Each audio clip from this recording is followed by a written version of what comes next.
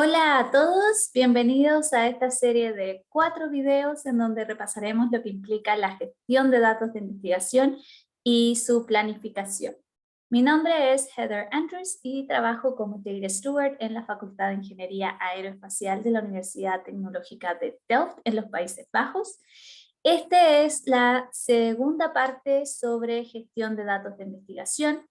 En la primera parte nos centramos en, presentamos los distintos aspectos de la GDI y nos centramos en los aspectos más macro, por así decir. Aspectos que aluden más al marco legal y que determinan cómo configurar la infraestructura necesaria para llevar a cabo un proyecto de investigación. En esta segunda parte, nos enfocaremos en aspectos más prácticos, aspectos del día a día que los investigadores e investigadoras deben considerar a la hora de trabajar con los datos de investigación. Entonces vamos a abarcar formatos, metadata, estructura y convenciones y documentación. Tal como lo hicimos en el primer video, ejemplificaremos los aspectos de GDI con dos proyectos distintos, caso A, caso B. El caso A corresponde a un proyecto de investigación donde un grupo de investigadores va a ir a tomar muestras de algo en un terreno determinado. Esas muestras se llevarán a un laboratorio para ser analizadas a través de distintos experimentos. Esos datos experimentales se analizarán luego con un software determinado y los resultados de esos análisis se compararán con datos obtenidos en la literatura, En el caso B, tenemos un proyecto de investigación donde un grupo de investigación realizará entrevistas sobre un cierto tema a una población determinada de personas. Esas entrevistas serán grabadas y luego transcritas a archivos de texto. Y en base a esos archivos de texto es que se derivarán conclusiones para proponer nuevas políticas públicas. Partimos entonces con el cuarto aspecto acá enlistado, que es formatos. Cuando hablamos de formatos, hay que saber en el fondo qué formatos de datos, de archivos, se usarán. Si serán formatos comerciales o abiertos, o si serán estándar o no. Formatos comerciales son aquellos que dependen de un software o una aplicación comercial, de modo que para abrir o leer un archivo con ese formato se necesita pagar por ese software o aplicación. Formatos abiertos, por otra parte, son aquellos que se pueden abrir con esencialmente cualquier tipo de software que es gratis y libre de usar. Por ejemplo, los archivos de texto simple, .csv, .tab, .txt, etc. Los formatos estándar son aquellos que, independiente de si son comerciales o abiertos, son formatos muy usados por una comunidad determinada. Por ejemplo, los archivos de Excel, los archivos de Word, los archivos MATLAB para ingeniería, etc. ¿Ya? Lo recomendable en general siempre es trabajar con formatos que sean abiertos y estándar. Si no pueden ser abiertos, al menos que sean estándar. De manera que siempre está la pregunta, ¿se puede convertir el formato de los archivos a formatos abiertos o estándar? Acá se puede ver una tabla con ejemplos de formatos recomendables y formatos aceptados para distintos tipos de datos, entendiendo en este caso qué tipo de dato alude a si son datos de texto, datos tabulares, imágenes, videos, etc. Acá está la referencia del UK Data Service para que chequen la tabla entera. Tiene para distintos tipos de formatos. Yendo a los casos A y B, en el caso A tendríamos que ver qué formatos usa la instrumentación. Hay mucha maquinaria, mucho equipo instrumental que viene con su propio software o su propio formato de archivos. Por lo que hay que ver si esos formatos se pueden compartir o guardar como formatos, archivos con formatos estándar o abiertos, ¿ya? Aparte de la instrumentación, sabemos que se usará un software para analizar los datos. En el video anterior hemos hecho la pregunta ya sobre si se usará un software ya finalizado o si se desarrollarán scripts desde cero. Si se usará un software determinado, la pregunta es qué formato de archivo recibe como input y qué entrega como output, qué tipo de formato de archivo entrega como output. Se pueden convertir a formatos abiertos. Ahora bien, si se desarrollarán los scripts, ¿en qué lenguaje de programación? Hay lenguajes de programación abiertos como Python, C++, etc. Y hay lenguajes de programación comerciales, por ejemplo, MATLAB. Y ahí de nuevo hay que preguntar, ok, ¿qué formatos requieren los datos input y qué formatos generan los scripts como datos output? ¿Ya? En el caso B, aparte de qué formatos se usarán para las grabaciones, las transcripciones, también tendríamos que hacer la misma pregunta sobre software que hicimos en el caso A, por ejemplo. Ya que sabemos que se utilizará un software para transcribir las entrevistas y también probablemente para hacer el análisis de las respuestas. ¿Ya? Ahora bien, el siguiente aspecto de GDI, normas disciplinarias de metadatos. Acá es importante ver si es que hay algún estándar de metadatos disciplinarios que aplique para ciertos tipos de datos involucrados en este proyecto. Hay convenciones o vocabularios que se puedan aplicar. Acá también hay unas referencias donde se pueden ver enlistadas distintos estándares de metadata disciplinario, pero para explicar y ejemplificar un poco más a qué nos referimos con metadata, ya que es un concepto bien importante para la gestión de datos de investigación y para lo que veremos en el siguiente video que habla de datos FAIR. Acá les muestro, tenemos un ejemplo de metadatos FITS en astronomía, es un estándar de metadata para astronomía. Tenemos una imagen FITS obtenida con un telescopio espacial determinado, en este caso Spitzer.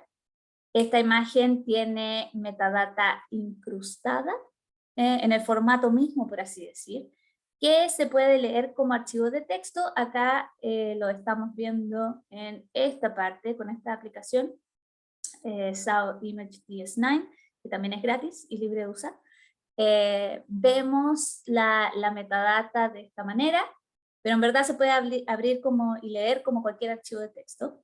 Vemos en azul los términos de la metadata y vemos acá en el lado derecho los valores para esos términos. ¿Ya? Estos términos, los en azul, nos informan sobre la instrumentación usada, la fecha, las coordenadas, la resolución, el tamaño de la imagen, etc. Nos da bastante información acerca de cómo fue que se obtuvo esa imagen, ¿ya? Y todos esos términos son estándar en el sentido de que si tomamos una imagen obtenida, no con Spitzer, pero con otro telescopio, y leemos la metadata de esa imagen, encontraremos esos mismos términos, pero con los valores correspondientes a cada uno de los telescopios, ¿ya?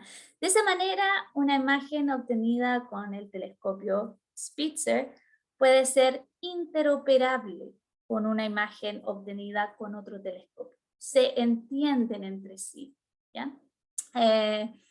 También, por ejemplo, en una base de datos, podemos utilizar esos términos para buscar imágenes que, por ejemplo, observen las mismas coordenadas o que tengan la misma resolución o similar, etcétera, ¿ya?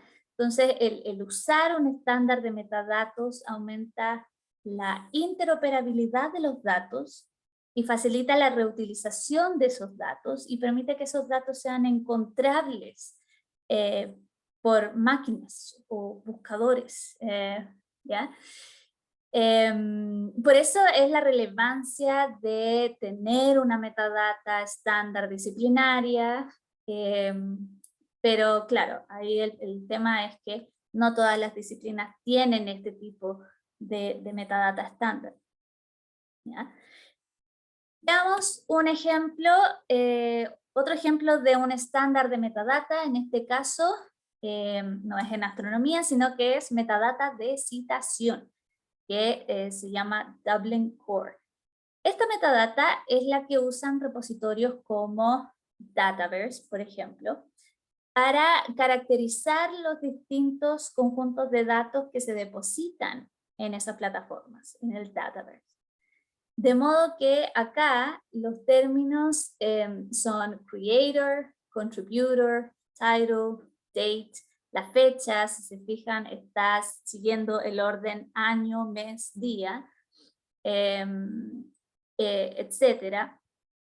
Estos son los términos y acá se pueden encontrar en el lado derecho las explicaciones de qué son esos términos. De modo que, por ejemplo, un repositorio como el Dataverse, lo que vemos en la web es lo que está acá en el lado derecho, el frontend, con, por ejemplo, los ítems identificador persistente, la fecha de publicación, que también está como año, mes, día, el título, autor, contacto, etc. Y esto es lo que uno ve en el frontend, a través de la plataforma web. Y acá a la izquierda lo que tenemos es cómo se maneja esta base de datos, en realidad repositorio que provee servicios de archivamiento, cómo se maneja, ¿ya? Y acá se pueden ver los términos identifier, que alude a el identificador persistente que se ve en el frontend, los términos creator, que aluden a el término author que se ve en el frontend, issued, que alude a la fecha de publicación también, bueno, mes, año, mes, día, que en el frontend pasa a ser publication date, ¿ya? Entonces es a través de estos términos, los DC terms, que se pueden realizar búsquedas de conjuntos de datos en el Dataverse, por ejemplo, entonces que permiten que los datos, ese conjunto de datos, sea encontrable y se pueda buscar, ¿ya? Buscable, en este tipo de plataformas, ¿ya?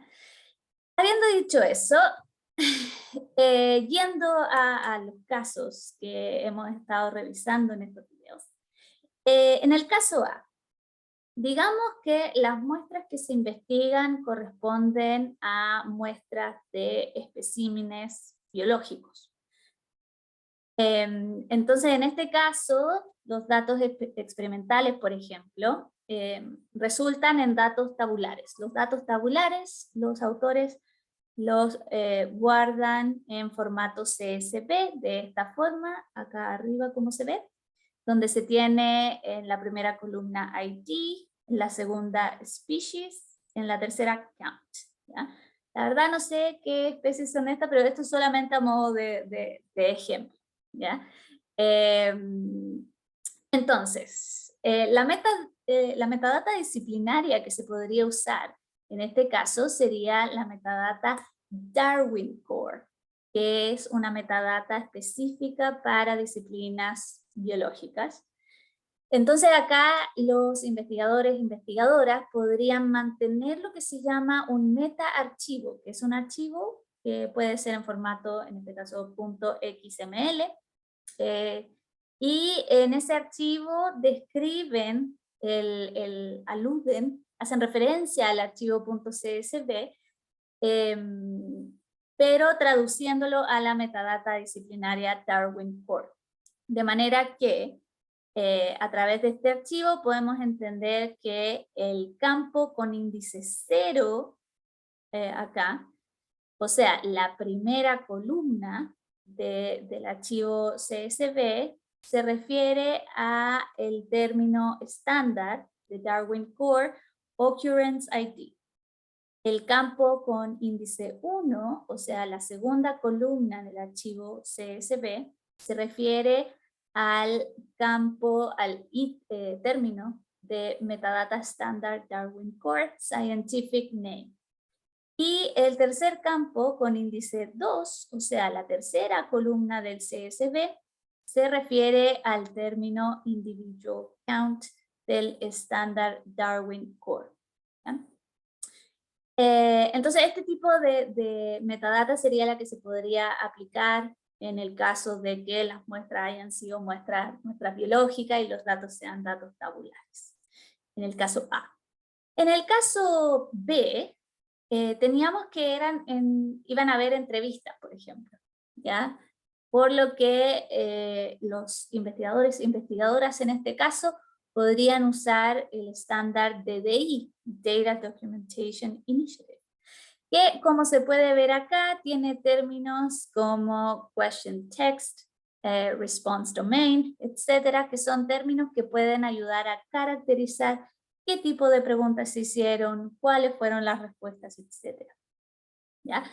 Ahora bien, importante es tener en cuenta, y como les mencioné anteriormente, no todas las disciplinas tienen metadata estándar, por lo que esto quizás no sea aplicable para todos los datos que se generan en un proyecto, pero si hay un estándar a seguir, lo recomendable es usar ese estándar para que esos datos sean interoperables con otros datos que utilicen también el mismo estándar.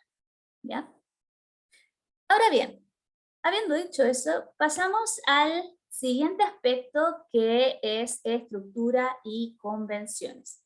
En el fondo, acá lo que hay que ver es cómo se organizarán los archivos y directorios, se utilizará un software de control de versiones, qué convenciones se seguirán. Y de nuevo, esto dependerá mucho del tipo de investigación que se haga y la manera que tienen los investigadores e investigadoras para trabajar, ¿ya? Entonces lo que uno puede hacer como personal de apoyo es hacer recomendaciones o entrenar a los investigadores e investigadoras para que mejoren sus prácticas diarias de GDI. ¿Ya? Recomendaciones generales en cuanto a estructuras y convenciones.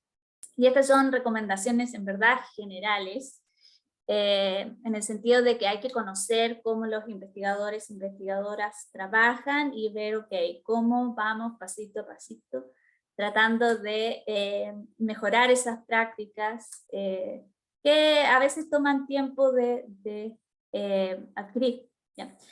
Pero recomendaciones generales, automatizar, sobre todo si se trabajará con grandes cantidades de datos. ¿A qué me refiero con automatizar?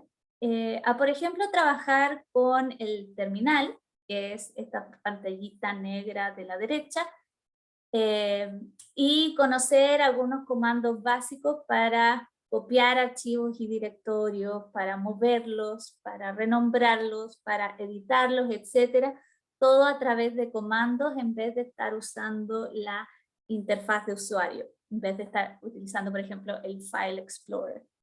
¿Ya? El trabajar con la terminal hace que los procesos sean más rápidos, porque sobre todo si se trabaja con archivos pesados y el computador ya no corre como antes, el usar una interfaz de usuario es un trabajo extra para el computador, por lo cual se congela, se queda pegado.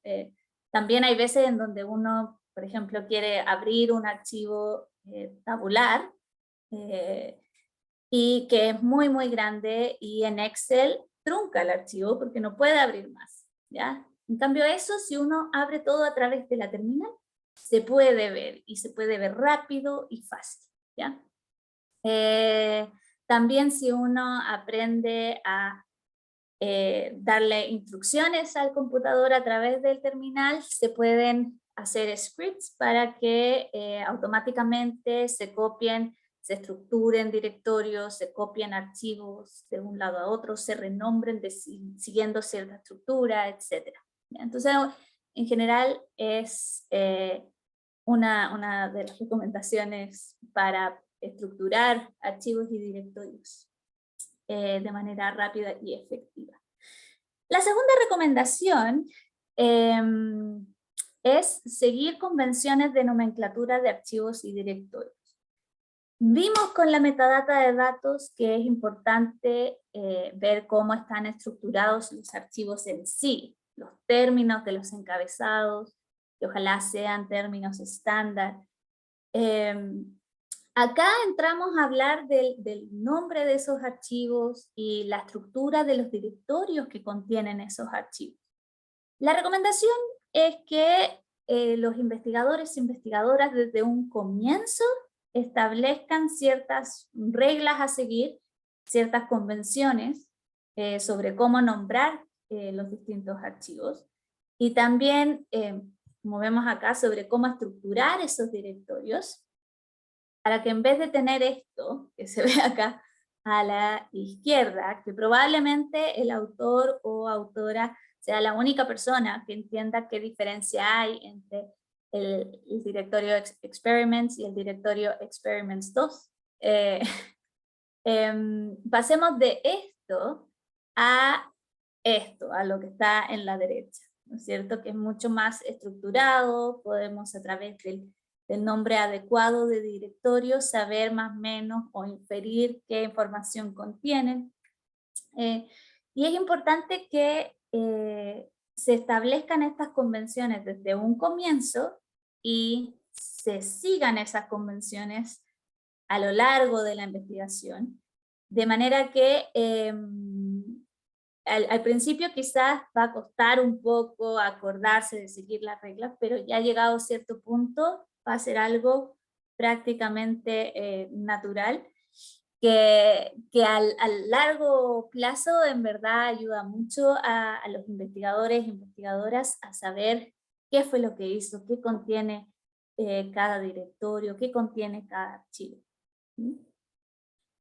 Ahora bien, también existen plantillas de proyectos, o sea, plantillas que pueden generar una cierta estructura de directorios y de archivos para ciertos tipos de proyectos. Y eso se puede, acá por ejemplo, muestro Cookie Cutter, que es, por ejemplo, si uno uno va a hacer un proyecto de ciencias de datos, de Data Science, uno puede correr la plantilla de Cookie Cutter para proyectos de ciencia de datos, y lo que hace Cookie Cutter es crear la estructura de directorios y te crea unos archivos por defecto que uno va a tener que ir editando a medida que el proyecto avanza. Entonces, por ejemplo, acá uno ve que te crea un directorio en donde hay un archivo de licencia, un archivo makefile, un archivo readme en Markdown, que vamos a ver en unas slides más, en unas diapositivas más, un directorio data que tiene 4 subdirectorios, etc. Y así este tipo de plantillas ayuda a que tengas un directorio más estructurado para el proyecto que quieres llevar a cabo, y también te enseña qué tipo de archivos hay que tener por defecto. Debería tener por defecto un directorio que trabaje cierto tipo de datos. ¿Ya? La tercera y última recomendación general en cuanto a la estructura de archivos y directorios es el uso de control de versiones. ¿Bien? Usar un software de control de versiones lo que hace es grabar todo el historial de cambios hechos a un archivo. De modo que en vez de tener varias copias de un archivo que ha sido modificado, o sea, versión 1, versión 2, etc., el software de control de versiones guarda solamente el archivo en su estado actual y guarda un historial a modo de metadata. Y ese historial es el que contiene todos los cambios hechos a ese archivo, lo cual ahorra espacio, porque uno no tiene varias copias del mismo archivo haciéndose cada vez más grande, sino que uno solamente mantiene la copia del archivo en su estado actual y el historial está guardado en un formato mucho más ligero. Y también permite ver qué cambios se han hecho, quién ha hecho esos cambios y cuándo. ¿Ya? Hay ciertas aplicaciones que tienen sus propias funciones de control de versiones también, como por ejemplo Overleaf, Word, etc. Y hay otros software de control de versiones que se pueden aplicar a distintos tipos de archivos. ¿Ya? Generalmente esos se utilizan para desarrollos de código, que ahí por ejemplo tenemos Git, Subversion, etc.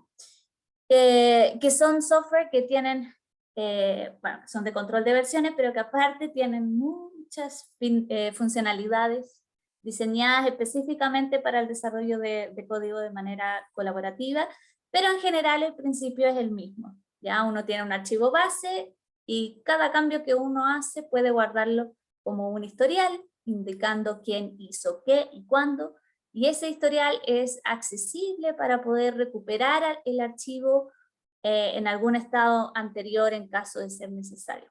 Por ende, utilizar un software con control de versiones o un software de control de versiones es altamente recomendable para los investigadores e investigadoras. ¿Ya? Quizás toma un poco de tiempo acostumbrarse a usarlo, pero a largo plazo facilita bastante el trabajo y resulta ser muy útil. ¿Ya? Habiendo dicho eso, todas estas recomendaciones serían las que habría que conversar con los investigadores e investigadoras, tanto en el caso A como en el caso B. Igual todo va a depender de cómo trabajen los investigadores e investigadoras en el día a día, ¿ya? Pero independiente de qué herramientas se van a usar, lo recomendable es automatizar en la medida posible, poner atención a cómo se están estructurando los datos y los directorios que contienen esos datos y acostumbrarse a usar control de versiones. ¿Ya? Pasemos entonces al último aspecto de GDI, que no es el último por nivel de importancia, claro que no, es la documentación. ¿Ya? La documentación es muy importante para entender qué fue lo que se hizo con los datos y cómo se hizo lo que se hizo con los datos. ¿Ya? Por lo que hay que pensar qué tipo de documentación acompañará los datos. Puede ser documentación incrustada, como comentarios en códigos, el encabezamiento de archivos, etcétera, o puede ser documentación de apoyo, o sea, archivos aparte que explican algo, ¿ya? Como archivos README, logs, manuales, etcétera.